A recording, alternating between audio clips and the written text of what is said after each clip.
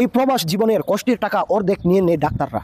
আমার কথা যদি আপনার ভালো লাগে তাহলে আপনি মিলিয়ে দেখেন, এই ডাক্তাররা আপনার অর্ধেক টাকা, প্রবাসের অর্ধেক টাকা, প্রবাসীর কষ্টের অর্ধেক টাকা নয় ছয় বুঝ দিয়ে তারা মানুষকে বিভ্রান্ত করে এই রিপোর্ট ওই রিপোর্ট, এই পরীক্ষা ওই নিরীক্ষা করে একটু কোনো কিছু হলে যদি আঙুল ফুলে যায়, এখন প্রবাসী টাকা আছে, হাতে রুম টাকা আছে, সব কিছু আছে, মানুষ দৌড় দেওয়া জায়গা ডাক্তার এখানে। আর ডাক্তাররা তো সুযোগ পায় নিয়ে বসেই রয়েছে। ডাক্তাররা আপনার মনে করেন যে এই তারা অল্প একটু আপনার যদি একটু আঙুলে ফুলে গেছে তাহলে ওটার জন্য আপনার মিনিমাম 5-6 হাজার টাকা পরীক্ষা দিবে, তার লেবে পরীক্ষা দিবে।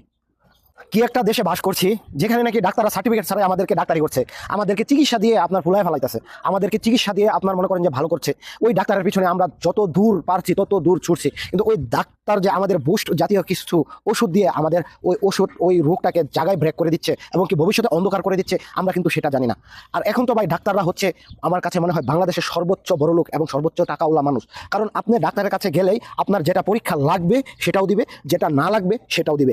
আর কিছু কিছু গ্রামগঞ্জের ডাক্তার তো আছে যারা নাকি আপনার হাই অ্যান্টিবায়োটিক নিয়ে বসে থাকে। ভাই আমার যতটুকু ধারণা, আমি আমার মাকে নিয়ে অনেক হসপিটালে দৌড়াদৌড়ি করছি, বায়া করছি। আপনার মনে করেন যে এই এত টাকার ওষুধ পরীক্ষা নিরীক্ষা দিলে কিন্তু ডাক্তারি হয় না, ঠিক আছে? তো যতটুকু ধারণা মনে করেন যে জীবনে ভুল করেছি এটাই, কি কারণে ডাক্তারি পড়ালেখা করলাম না।